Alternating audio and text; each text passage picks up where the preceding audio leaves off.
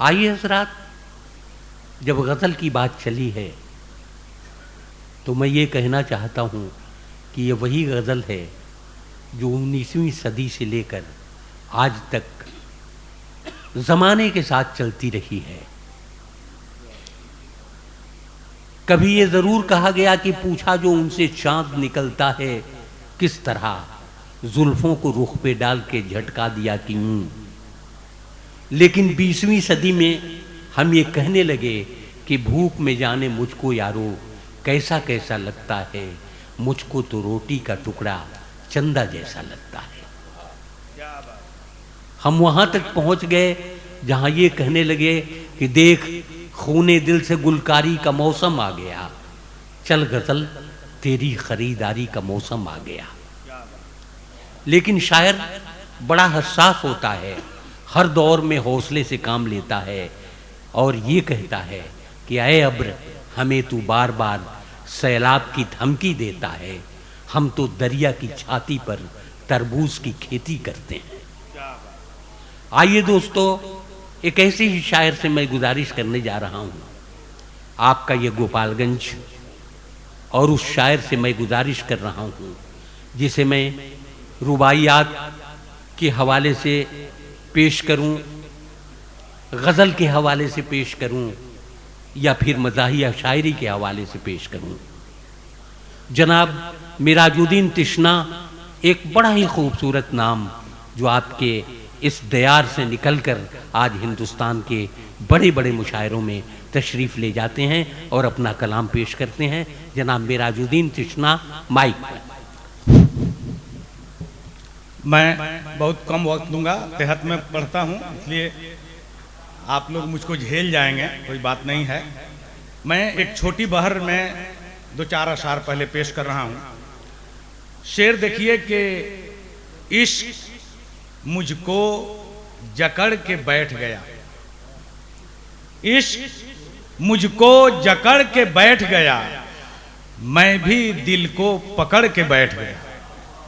वाह! इश्क मुझको जकड़ के बैठ गया, मैं भी दिल को पकड़ के बैठ गया। और दुश्मने जान से क्या बचाता दुश्मने जान से क्या बचाता वो भी बस लड़ झगड़ के बैठ गया। वाह! वो भी बस लड़ झगड़ के बैठ गया। और शेर सुनिए कि ये हयात साहब की नजर, ये शेर के मुझको जल्दी थी जाने की लेकिन, मुझको जल्दी थी जाने की लेकिन तेरी बातों में पड़ के बैठ गया। वाह! मुझको जल्दी थी जाने की लेकिन तेरी बातों में पड़ के बैठ गया। और शेर सुनिए कि जिसने मिट्टी से की बगावत वो, जिसने मिट्टी से की बगावत वो अपनी जड़ से उखड़ के बैठ गया। वाह वाह वाह! जिसने मिट्टी से की बगावत वो अपनी जड़ से उखड़ के बैठ गया। और शेर सुनिए कि बेतकल्लुफ था इस कदर मुझसे, ये मैं नौशाद साहब की नजर कर रहा हूं। शेर कि बेतकल्लुफ था इस कदर मुझसे, पास मेरे रगड़ के बैठ गया। वाह! बेतकल्लुफ था इस कदर मुझसे, पास मेरे रगड़ के बैठ गया। और ये तज़मीन का शेर सुनिए कि दाग अच्छे हैं जब कहा मैंने, दाग अच्छे हैं जब कहा मैंने, और धब्बा अकड़ के बैठ गया। दाग अच्छे हैं जब कहा मैंने और धब्बा अकड़ के बैठ गया। और ये मक्ते का शेर के 4 कतरे की थी तलब तशना, 4 कतरे की थी तलब तशना, और दरिया बिगड़ के बैठ गया। और दरिया बिगड़ के बैठ गया। एक बिल्कुल ताज़ा गज़ल के चंद अशार सुन लें, बिल्कुल मुशायरों के मिजाज से अलग और हालाते हाजरा। मतलब सुनिए कि हमेशा चैन खोता है वही तो बाप होता है। शेर सुनिए, हमेशा चैन खोता है वही तो बाप होता है, जो बिन आंसू के रोता है वही तो बाप होता है। वाह। जो बिन आंसू के रोता है वही तो बाप होता है। और सुनहरे ख्वाब आंखों में लिए जो अपने बच्चों का, सुनहरे ख्वाब आंखों में लिए जो अपने बच्चों का, अधूरी नींद सोता है वही तो बाप होता है।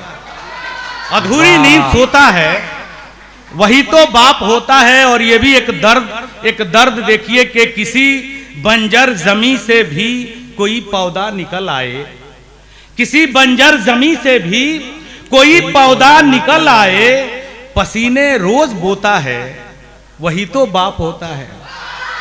पसीने रोज बोता है वही तो बाप होता है। और कभी चाहत, कभी ख्वाहिश, कभी अरमा का खूं करके, कभी चाहत, कभी ख्वाहिश, कभी अरमा का खूं करके खुद अपनी लाश ढोता है वही तो बाप होता है। खुद अपनी लाश ढोता है वही तो बाप होता है। और पेसर के काम आती है नसीहत हर घड़ी उसकी, पेसर के काम आती है नसीहत हर घड़ी उसकी, न होकर भी जो होता है वही तो बाप होता है। न होकर भी जो होता है वही तो बाप होता है। और ये शेर भी सुन लीजिए कि सुलाने के लिए औलाद को मखमल के बिस्तर पर, सुलाने के लिए औलाद को मखमल के बिस्तर पर जो खुद कांटों पे सोता है वही तो बाप होता है। जो खुद कांटों पे सोता है वही तो बाप होता है। और ये मक्ते का शेर कि सहर से शाम तक तशना जो दरियाए मुशक्कत में, सहर से शाम तक तशना जो दरियाए मुशक्कत में सदा खुद को डुबोता है वही तो बाप होता है। जो बिन आंसू के रोता है वही तो बाप होता है। बहुत बहुत शुक्रिया। वाह। हज़रात, ये थे जनाब मिराजुद्दीन तिश्ना। ये तमाम लोग जो हमारे इस शहर से या इतराफ़ के जो लोग हैं उनसे मैं गुजारिश कर रहा था, यहाँ से थोड़ी सी जिम्मेदारी आपकी बढ़ती है।